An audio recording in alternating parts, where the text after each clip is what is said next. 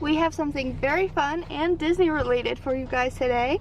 We are going to the Science Museum, but it's a Pixar exhibit. Yeah, it's the Museum of Science in Boston, and they have this really cool exhibit set up that's Disney related, so we thought we'd go check it out. We're going into the green wing because that's where the Science Behind Pixar exhibit is. Bing bong, bing bong.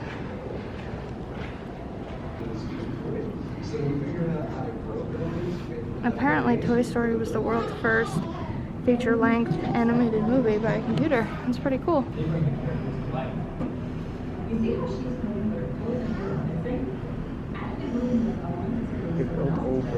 Wow, Lightning McQueen had 14 variants of his paint.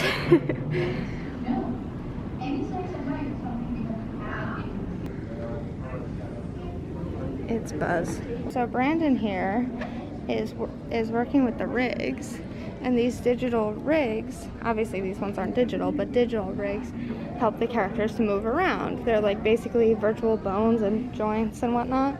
It's pretty cool. That's really awesome. There's also hand sanitizer everywhere, just so you know, so we're using it. This is the coolest thing ever. And then right there on that Yeah, screen. you can see all of his virtual joints and bones in there that help them to bend their arms and send a nice wave. So here you get to pick a character. Brandon picked Woody, and then choose an arm to rig, an unconstrained arm, or constrained, stretchy, and then you go in there and you can move his arm around. Look at that! Oh my gosh! That's so cool. Let's do that one. Interesting. Oh, so right here it shows you how many segments it has. Yeah. Like how many things it could do. So the stretchy, of course, has the most with 7. You see all the different movements. Yeah, that's like a very unnatural way for a human to move, but for a toy.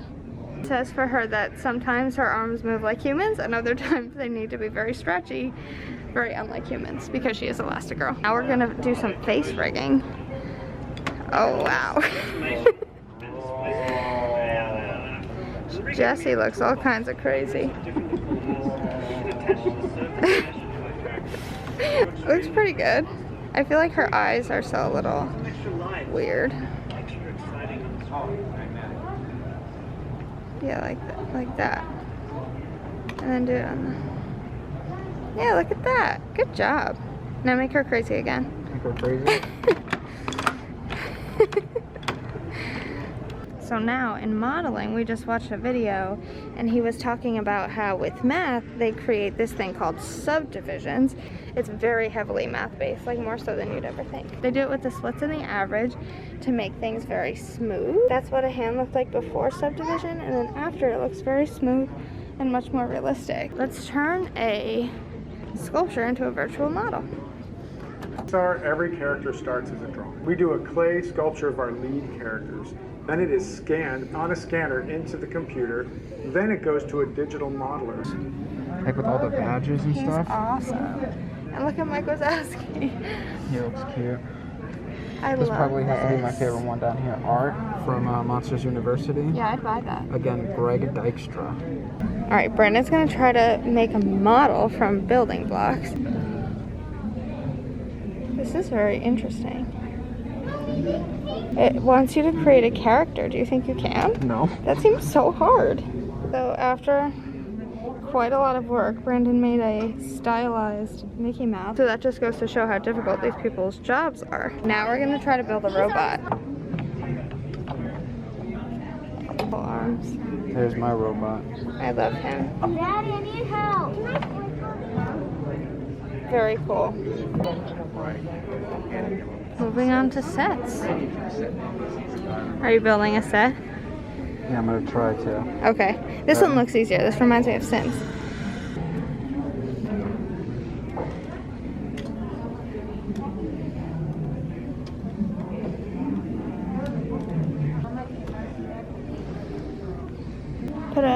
Yeah. It's interesting how you have to do like all of that. You have to go to multiple angles so that you're able to really do it correctly. Okay. It looks good from here, but if you go to this angle, it's completely floating. So then you have to check it from all angles. Try to move it back.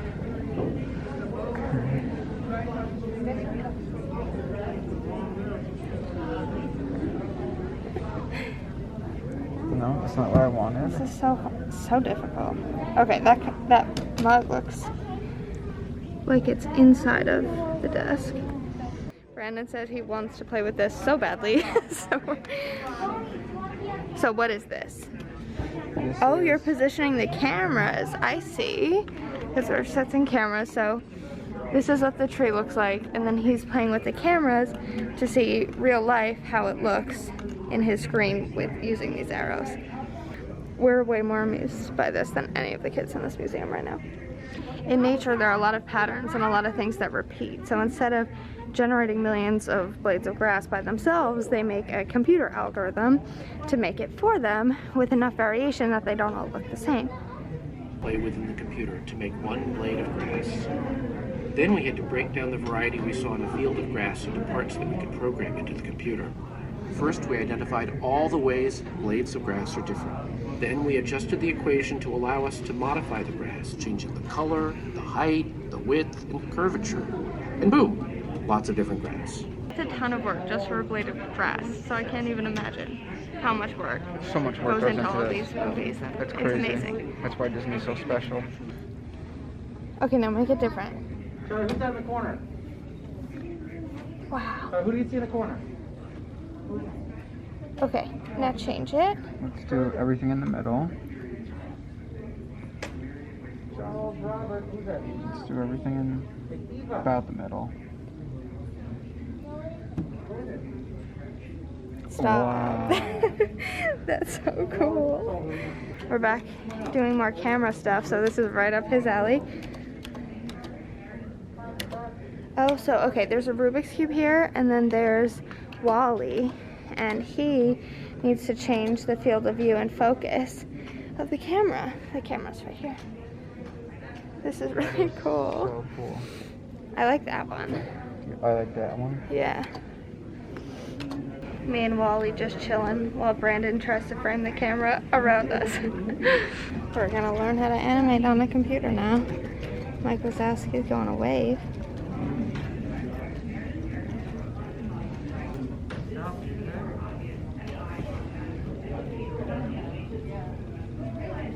It's a weird wave.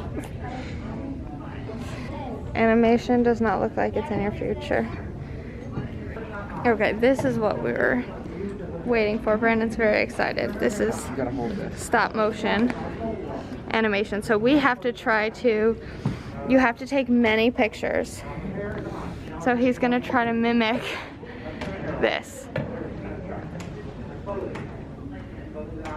The iconic Pixar lamp. Okay, so take a photo of it like that. And now extend it a little, like have it bounce.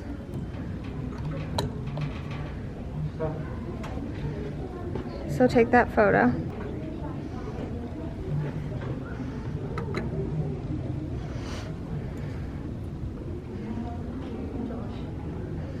I think he's kind of doing his own thing, not exactly just trying to do what they had done. I'm excited to see how it comes out. Now we're gonna watch. That's so cool. I love it.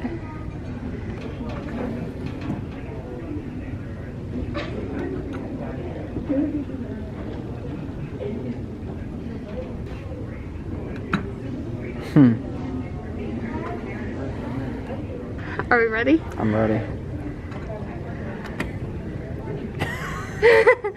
That was so fun. I want to watch it again. That was so much fun. Okay, here you just go frame by frame and you adjust the speed with this wheel. So why don't you go really fast? Like, can you just like make it go as fast? Yeah, look at that. It's like fast forward. And then I can rewind. Ah, that's so funny.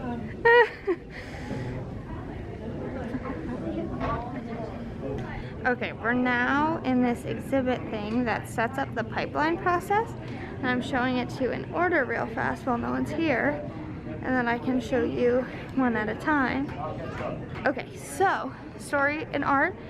This makes sense. It's where they start thinking about the story and making concept art and doing animations like this. In the lower left, Oh it shows yeah, you the date, 2013. and then it shows the sequence of That's so interesting.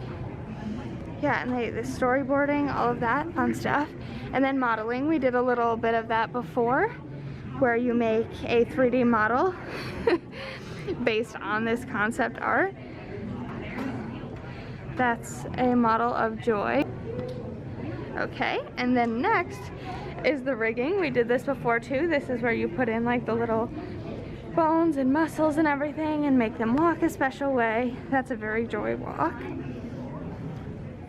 Then we go to surfaces, which we also looked at before, where it goes from making them kind of like rigid, unrealistic surfaces to something that is realistic. And then sets and cameras, Brandon's favorite. They build the environment, they have virtual cameras so they could change the angles. Then animation, this is when the story comes to life. I mean, look at that. It's beautiful. Still not there yet. Yeah, it's still not completely there, but it's pretty close. Then simulation. So this is effects like moving hair and clothes properly. Look at that motion, it's amazing. Then we have lighting. And then this is the one that they said that Inside Out, the lighting and the glowing.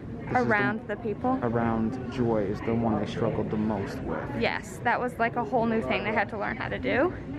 And there's tons of light in every single scene, and every single piece of light needs to be, or like ray of light needs to be added separately. Here's the finished And product. here's the last process, which is rendering. And we learned during the intro video that there are about 24 frames per second, and it can take 24 hours to just render a single frame. Even worse, look at this. This one image took 33 hours to render. Wow. 33 hours. The color of each pixel is actually calculated One during a pixel. rendering process. I guess that's why it takes so long. There has to be billions of pixels in here. Okay, we're at simulation now. Brandon is already here. Okay. He Watch said her. it's so cool. Watch her hair, okay? This Okay, is her we're gonna hair. watch her hair. The hair in the mane is off. Oh yeah. Okay, now watch it on. Wow. Look at the difference. That's amazing. It's so weird.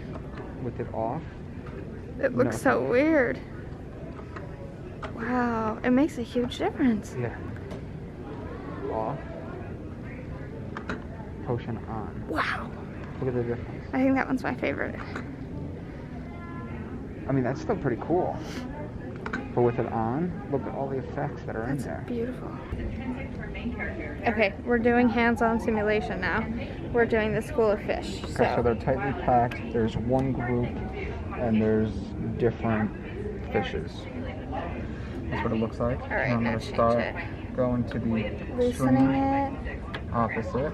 Wow. I love how they made this so easy for us too. I believe that was really hard in itself. So that's in the middle. They look so crazy. I love this.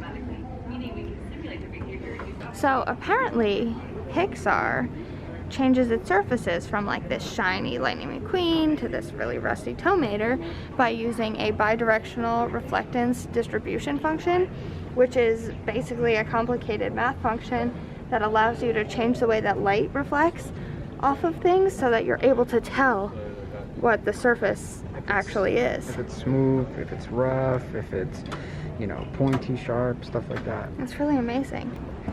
All right, now we're changing the surface over here using these. Pretty cool. That's without sparkly. Put the sparkly back. Ooh. With sparkly, without. Okay, what's rusty? Oh, rusty. Okay, and then I want the Dynaco. I love it. That's my car decal. Mine would be... What's the difference between motion and light? Yeah, I like that one. That's very cool. I like that one. I like it too. This is really cool. Surface Appearance Workshop. Ready? Yeah, ooh, this is cool. Look at that. It's rose gold. Oh, I love it. That's so cool. Click the second one. Wow. Kind of looks like our headboard. Yeah, that's Look why at I that. wanted to see it. I love it.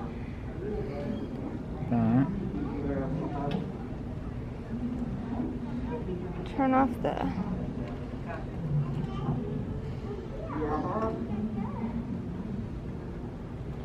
There you go. Alright, so we're in basic lighting effects. So he is going to examine the light behaviors in the physical model and then recreate them in the virtual model over here. So that's not right. That looks pretty good. There are shadows behind them. That looks... Yeah. That's it. Look at that. That's Is it all of exactly them? right. Yeah, I guess it is. That to that. That's amazing. It's hard to see it on the camera, but that's the virtual model and that's the real model. It's right on. Lighting design. Okay, ready? So we're gonna do lamp brightness, overhead light brightness, Wow. sunlight on the outside. Is there something I'm supposed to see my position? No, you can do it however you want. See my color, yeah. Ooh, fun. After the lighting design, you have to do a virtual version. Wow, look at that. Oh, sweet. Change it for a sec. Turn everything down. Wow. So let's put on like a lamp. So this would be like nighttime. Yeah. Now we're using Dory to explore light. So we have color, brightness, speed, and what's that? Brightness. Brightness, yeah. So brightness of the color and brightness of the moving lights. Can you do blue with high-speed moving lights? Like that. Yeah, and then turn the brightness down a little. The color brightness. A little more. I feel like that's really under the sea. I like that. Yeah, lighting's obviously important. Tells you where to look. It makes you feel different kinds of emotion. It's really amazing. Wow, look at the difference between these scenes with and without light effects. Huge difference. This just looks like a painting or drawing that you would put on a wall. This looks like an actual movie. It's amazing. We're at the last step on the pipeline, which is the rendering workshop. Wow, that is very furry. So it takes 6 hours to just do this. Wow. 3 hours. Some fur. That's crazy. Crowd level. Put 1,000 rats. 7 hours just for that. And not even like the full picture, just like, Yeah. wow. Just like the quality. Oh, I see. Aha. Very interesting. It is an incredibly time-consuming process, all focused on answering one simple question. What color is this pixel? And then this pixel, and then this pixel, and this pixel. Seems simple enough. I mean, the balloon is blue, so the pixel will be blue, right? Well, not exactly. A pixel is a tiny portion of the final image. Equation is called the rendering equation. It's a mathematical description of how light bounces around in the environment. The bounces of light for this is crazy. This is just 2 bounces of light with 57 minutes. So go lower. See, that doesn't look very good. But it's 49 minutes and 54 minutes with 1 bounce of light. But the 2 bounces of light are better. Now we get to render Coco.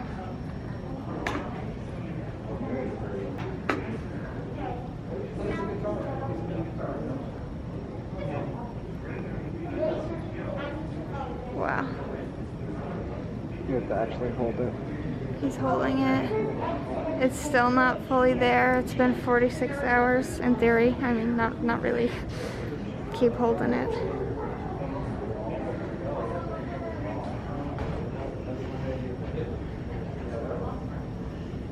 Wow. 89 hours.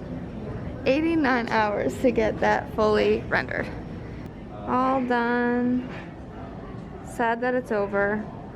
Alright guys, we're back from Pixar, the science behind Pixar. It was amazing. It really was. If you can go to it, definitely go to it. It was amazing. Yeah, this museum was huge. It was interactive, it was fun, it was educational. We spent 3 hours in there. Brandon played with everything there was to play with. I mean, could you blame me? No, Seriously. I've always hated to touch things, or else I would have done it. If I had gloves, I think I would have. If they didn't have hand sanitizer basically after every station that you could play with, I wouldn't have played with it, honestly.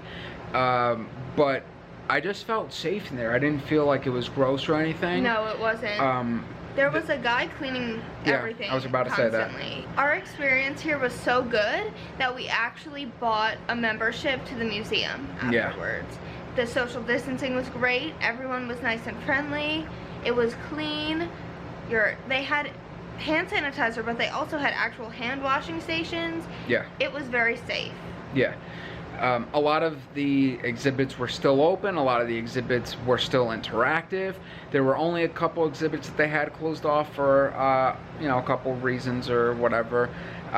For example, I saw they closed off the locker rentals that you could put in your bags and stuff. I guess, yeah, the coat rack.